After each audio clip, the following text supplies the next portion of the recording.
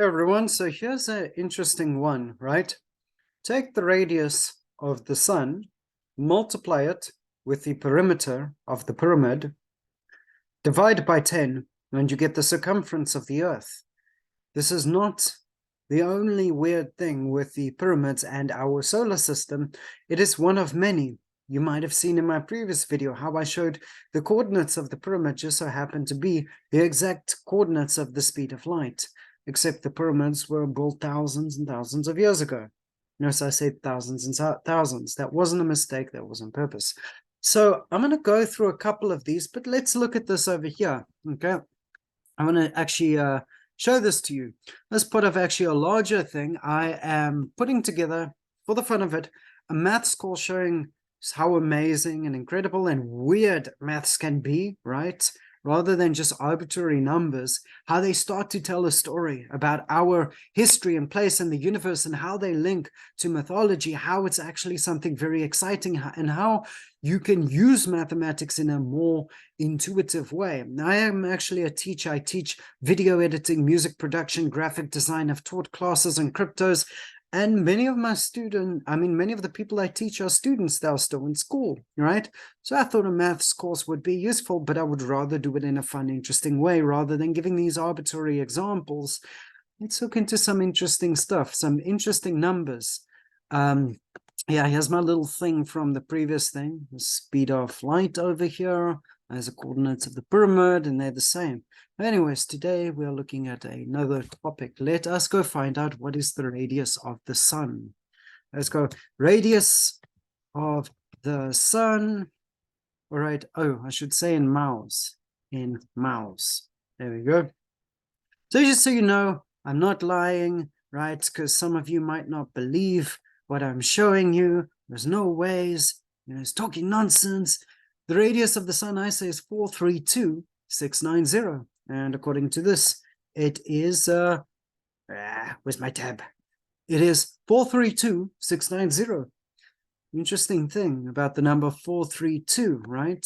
If I type 432, okay, well, you find, right? You actually find a lot of information about something known as 432 hertz. It was actually the original tuning for music.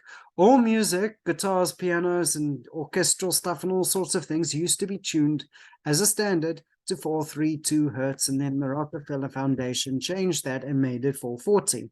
Now, a lot of studies I could get into, but no time for the short video. But basically, 432 hertz, there's a lot of studies showing it's more healthy for the human body and it helps for healing and all sorts of stuff. Anyways, a story for another day.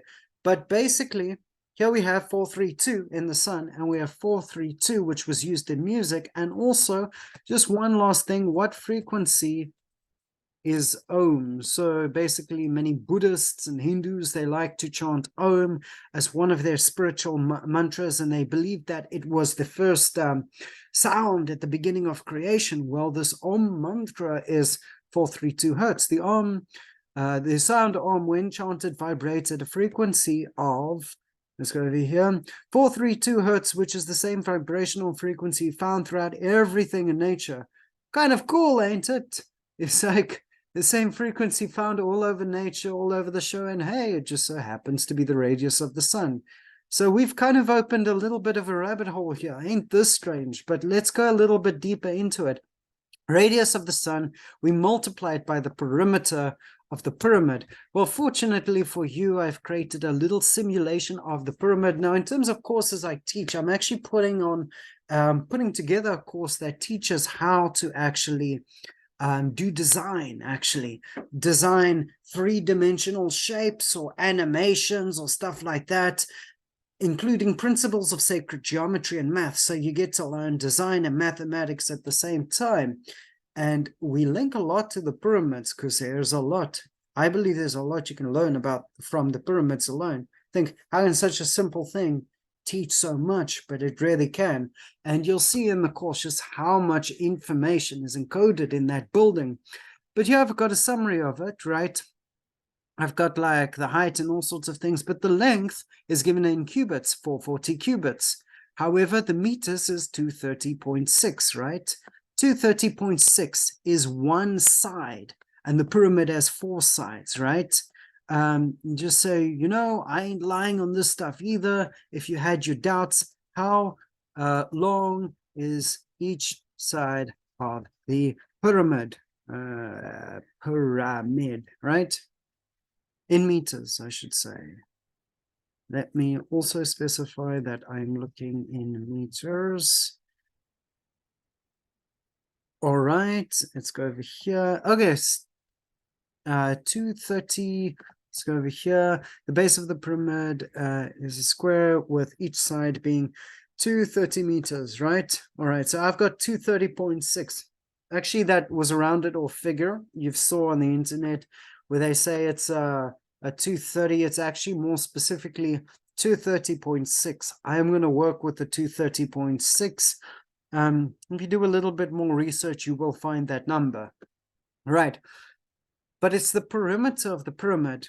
So what do? You have to take that 230.6 and multiply it by 4.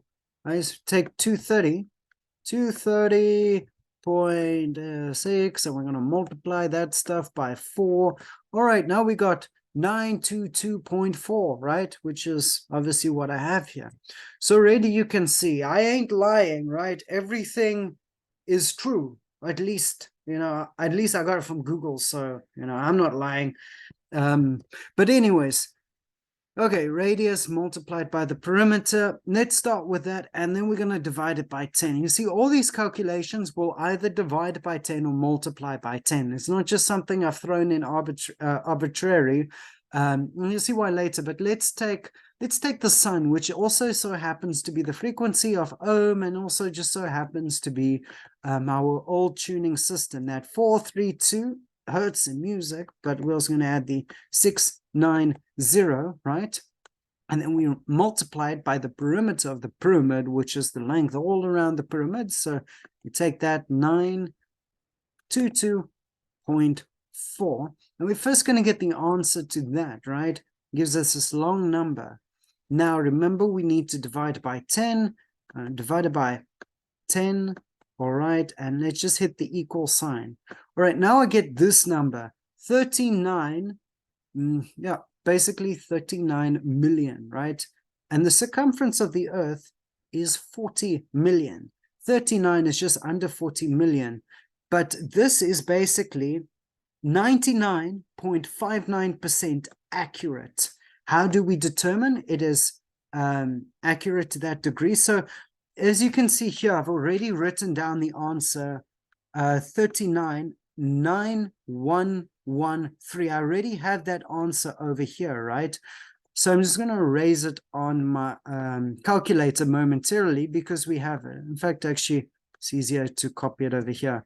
So I'm going to clean up the calculator. I'm just going to show how accurate this actually is, right? Actually, let's put it back. Let me show you this way. I'm going to go a different way of calculating it. I'm going to take that number and I'm going to divide it by the actual circumference of the Earth, which is over here. We take our answer, we're going to divide it by the circumference of the Earth. And what that's going to do is that's going to give us a fraction. So our answer is so much out of the total circumference of the Earth. And then we multiply it by 100, and that's going to turn it into a percentage. And when we do that, we have 99.59% accuracy, right? Which is incredible. And you work this out on the scale. In my courses, I go into more detail. I actually show you how accurate this is on the scale of the pyramid. If the pyramids were off by, let's say, this is actually 99. Let's take the, for example, let's just copy this briefly. I just want to copy my answer over here. I copy it up to 2 digits, right? I don't need all the other stuff at the end. Let's take 100 and let's deduct what we have put, right? Basically, it's only off by 0.41%. And you work out, and of course we show, what would be the size difference of a 0.41% on the pyramids, and it is tiny, right? So isn't this a more interesting way of learning maths, you know? Well, not only are there these weird coincidences and stories in the size and dimensions of our planets and the pyramids, as well as ancient structures all over the planet, there is a great number of stories in mythology that include numbers. And the numbers and the metaphors and the symbols tell a story. And if you understand these symbols, you can get a greater meaning out of these stories and learn so much about the archetypes, human psychology, and all sorts of things interwoven into one subject matter. So in the process of someone learning maths, not only are they improving their maths, they are learning like psychology and a whole bunch of other things, and they're also learning a very interesting story in the process. So as I said, I teach courses online. For the fun of it, I've put together a maths course that teaches maths in a fun, interesting way. The questions I give them, as exercises to practice on, are not random, arbitrary numbers like 569 divided by 235. I make every single question meaningful, such as the one I've just presented here. Every single question finishes off with the student's mind being blown or having discovered some amazing thing about the universe, or get the answer. So what's so peculiar about this answer? Let's see if you can pick this one up. And then I show it to them. But then the preceding questions after that, they'll work out the next one. Like, okay, well, let's take next question where you take the height of the pyramid multiplied by the width. Okay, get the answer. Now take pi divided by 2. They're literally the same, showing that the pyramid builders seem to have known about pi. Pi is a constant we find all over nature. Pi has to do wherever there's a circle. And it can never be fully calculated, but we'll get into this in the course. But what's amazing was, according to mainstream archaeology and stuff, the Egyptians shouldn't have known about pi, right? And yet, here it is, right?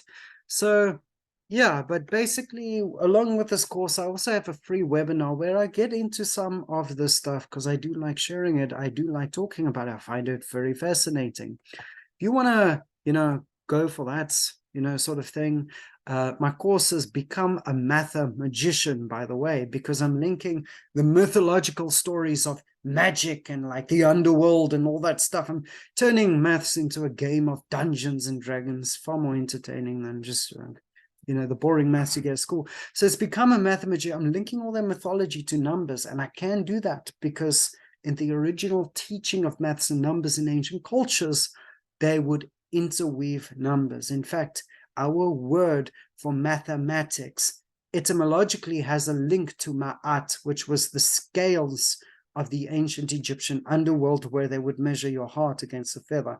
More on that in the stories I'm going to tell in the course. But there's a free course where I'll get into some of this, a free webinar every Saturday. It's a chance to meet me, ask me questions, jazz like that. Here's a form you can sign in. Do that before you go to the meeting, just so I know who you are and all that sort of jazz. And then this is the link to the meeting. Password is simple, capital A. Oh, sorry about that. And yeah, every weekend on a Saturday, just be sure of different time zones and jazz like that. The example that I've shown you isn't just like one special weird out of the ordinary example. Yeah, there are loads, right? Going from the moon, going to all these sorts of things. So let's see, how long is this recording thus far? Should I continue the rest in a different recording?